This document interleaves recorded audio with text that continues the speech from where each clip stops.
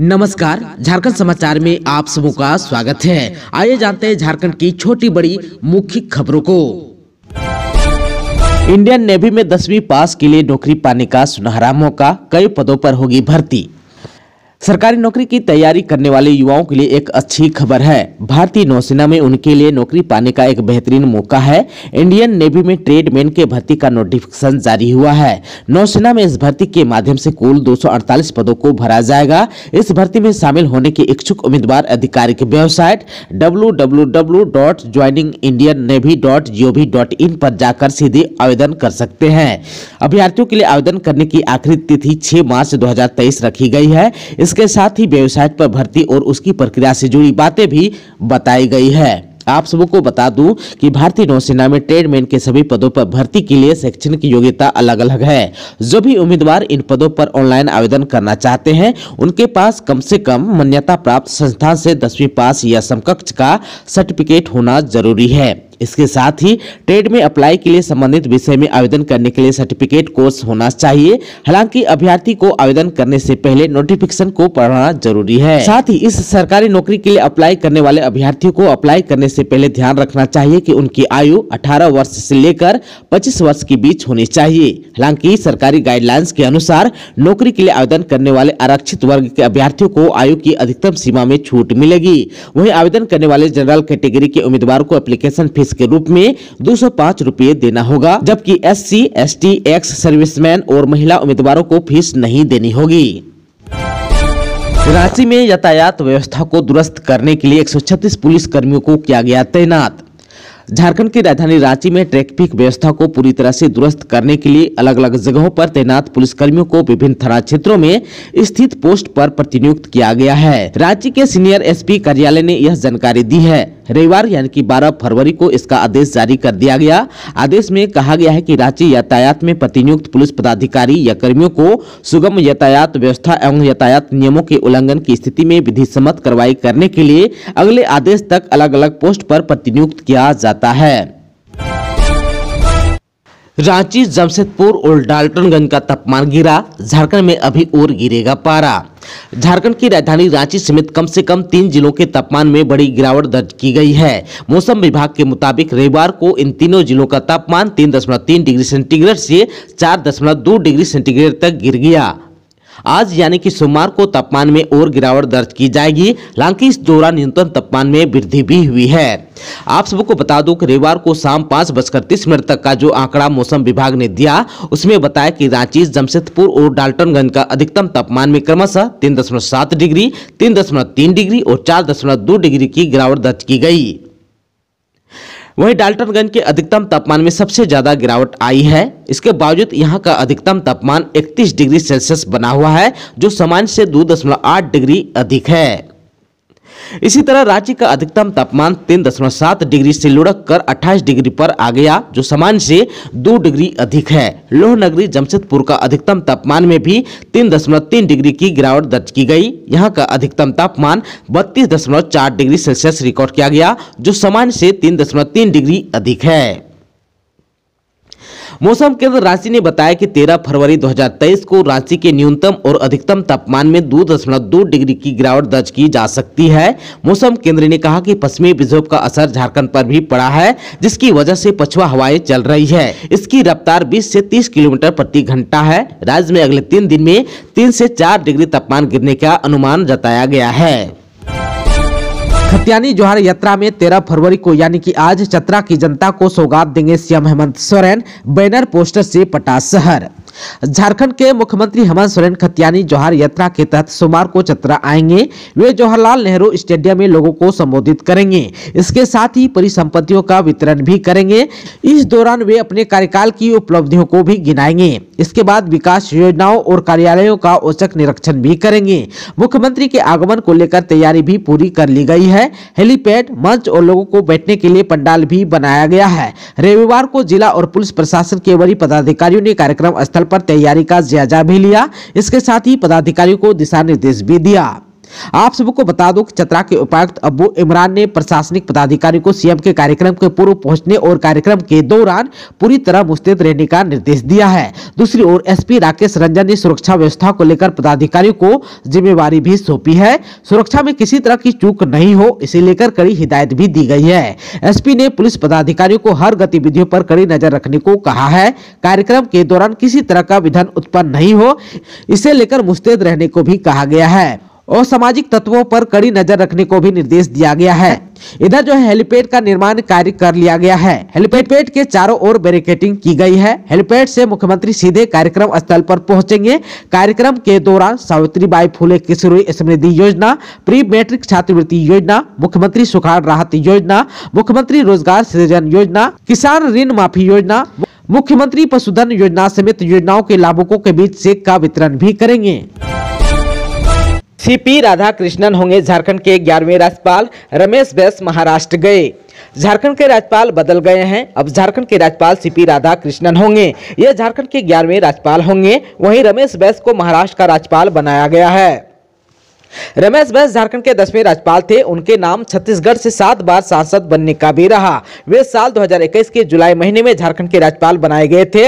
इसके अतिरिक्त रमेश बैस केंद्र सरकार में मंत्री भी रह चुके हैं। अटल बिहारी वाजपेयी की सरकार में वे पर्यावरण एवं वन राज्य मंत्री भी रह चुके हैं। उन्हें जुलाई 2019 में त्रिपुरा के राज्यपाल बनाया गया था। फिर वे झारखंड के राज्यपाल बने और अब महाराष्ट्र के नए राज्यपाल होंगे। वहीं झारखंड के नए राज्यपाल सीपी राधाकृष्णन पूर्व राज्यपाल रमेश बैस की तरह ही लोकसभा सांसद भी रह चुके हैं। वे कोयम्बटूर लोकसभा क्षेत्र से 2 बार सांसद रह चुके हैं। इनकी गिनती भाजपा के बड़े नेताओं में होती रही है। इसके अतिरिक्त भाजपा ने इन्हें तमिलनाडु में पार्टी का अध्यक्ष भी बनाया था। वर्तमान में बीजेपी के राष्ट्रीय कार्यकारिणी सदस्य हैं। झारखंड के नए राज्यपाल सीपी राधाकृष्णन का सीएम हेमंत सोरेन ने किया स्वागत। रमेश बैस के बारे में कही ये बात। झारखंड के मुख्यमंत्री हेमंत सोरेन ने प्रदेश के नए राज्यपाल सीपी राधाकृष्णन का स्वागत और अभिनंदन किया। मुख्यमंत्री ने रविवार को ट्वीट करके नए राज्यपाल का स्वागत किया। श्री सोरेन ने ट्वीट कर कहा कि झारखंड के नवनियुक्त राज्यपाल सीपी राधाकृष्णन जी को राज्य की जनता की ओर से अनेक अनेक बधाई, शुभकामनाएं और जोहार। झारखंड की वीर भूमि पर आपका हार्दिक स्वागत और अभिनंदन है। वहीं मुख्यमंत्री ने झारखंड के निवर्तमान राज्यपाल रमेश बैस को महाराष्ट्र का राज्यपाल बनाए जाने पर उन्हें भी बधाई दी और शुभकामनाएं दी। झारखंड के लोहरदगा में कृषि मंत्री का पुतला दहन कर सरकार को दी चेतावनी, कहा कृषि कानून वापस लें। झारखंड सरकार द्वारा पारित कृषि उपज एवं पशुधन विपणन विधेयक 2022 के खिलाफ सभी जिलों में कृषि मंत्री का पुतला दहन किया जा रहा है। इसी कड़ी में लोहरदगा नगर क्षेत्र के बरवा टोली चौक में कृषि मंत्री बादल पतलेख का पुतला दहन किया गया। पुतला दहन के बाद पूर्व अध्यक्ष सह लोहरदगा राइस मिल के संचालक अभय अग्रवाल ने कहा कि सरकार को अविलंब कृषि कानून को वापस लेना चाहिए तथा बाजार समिति भी भंग किया जाना चाहिए।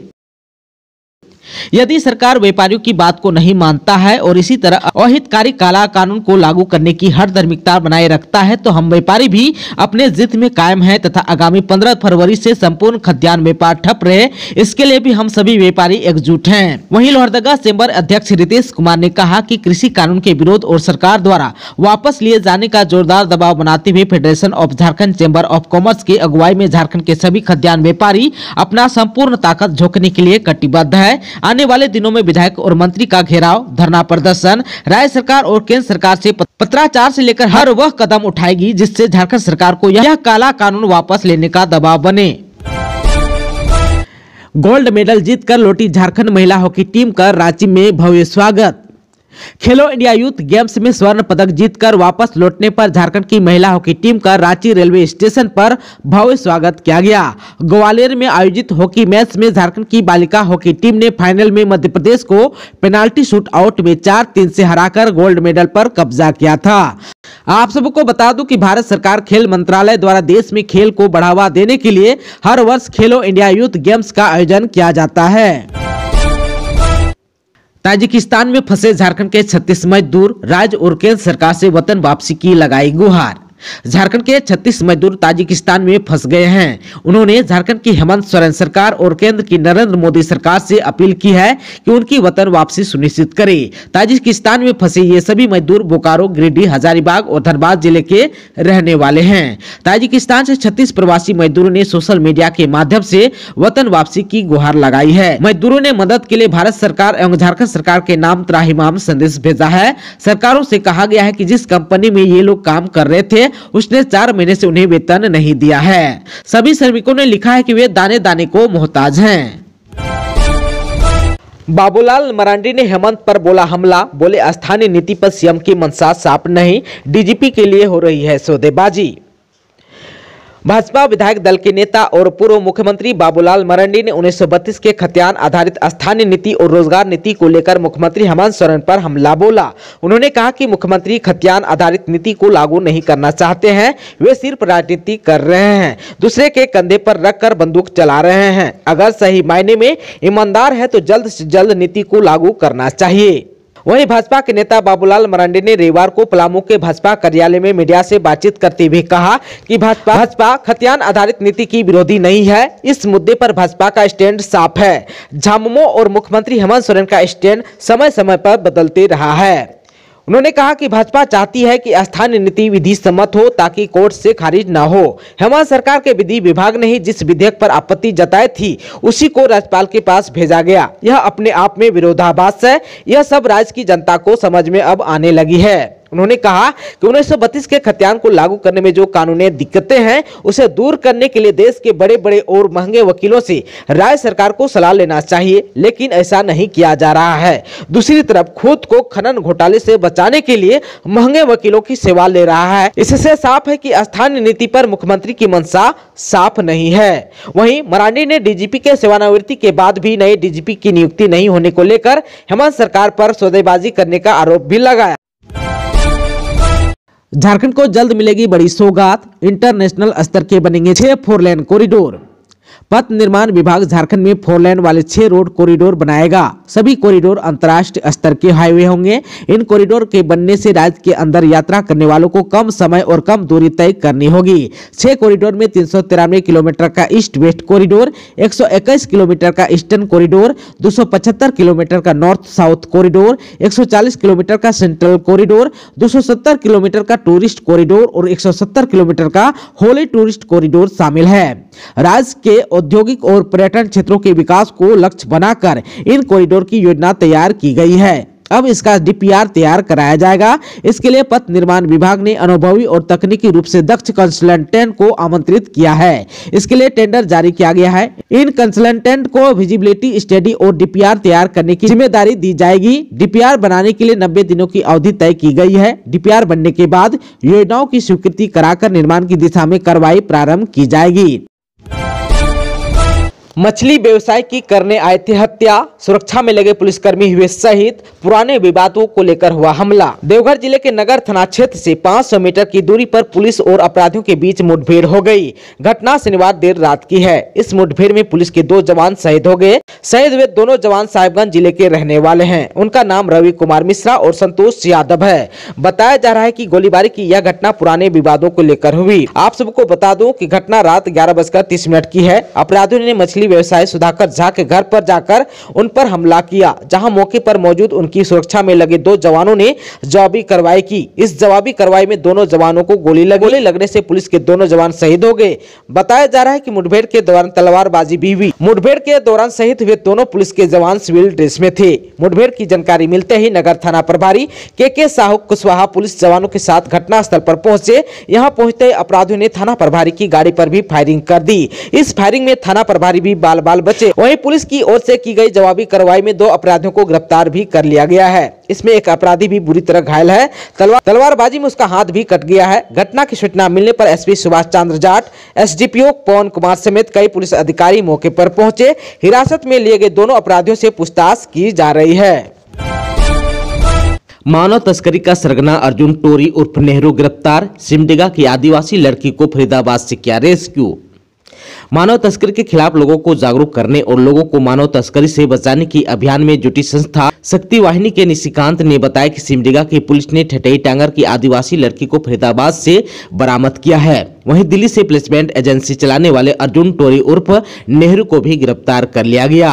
अर्जुन टोरी उर्फ नेहरू पर दिल्ली में नेहरू प्लेसमेंट एजेंसी की आड़ में मानव तस्करी करने का आरोप है। उसका दफ्तर राजौरी गार्डन में है।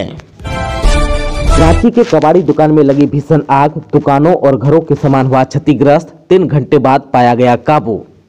रांची जिले के नामकुम थाने से 50 मीटर दूर मिराज आलम कबाड़ी दुकान के टायर गोदाम में भीषण आग लग गई। देखते ही देखते आग पूरे दुकान में फैल गई। जानकारी के अनुसार धुआं उठता देख स्थानीय लोगों ने पुलिस को सूचना दी। सूचना पर पहुंची नामकुम पुलिस ने फायर ब्रिगेड को मौका पर बुलाया। एक के बाद एक 6 दमकल टीम ने 3 घंटे में आग पर काबू पाया। शॉर्ट सर्किट से आग लगने की बात कही जा रही है। दोस्तों, अभी तक आपने चैनल को सब्सक्राइब नहीं किया है तो प्लीज चैनल को सब्सक्राइब कर बेल आइकन को प्रेस कर दीजिएगा ताकि खबरों का अपडेट आपको मिलता रहेगा। इसके साथ ही आज के खबरों में बस इतना ही। हमें दीजिए इजाजत। नमस्कार।